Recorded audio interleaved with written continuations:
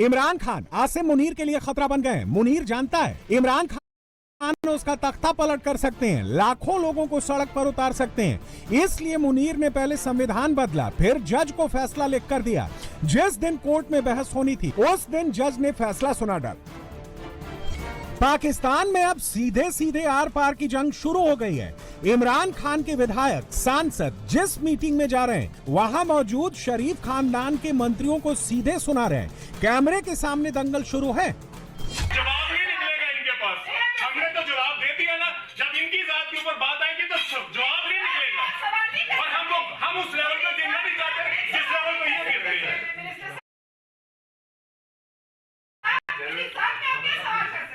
थोड़ा आप गिल्टी है। Who dare you? How dare you? Guilty है। दो जवाब इसका। मजाक बनाया होगा। जो मर्जी अपनी करतूतें देखो, फिर दूसरे से सवाल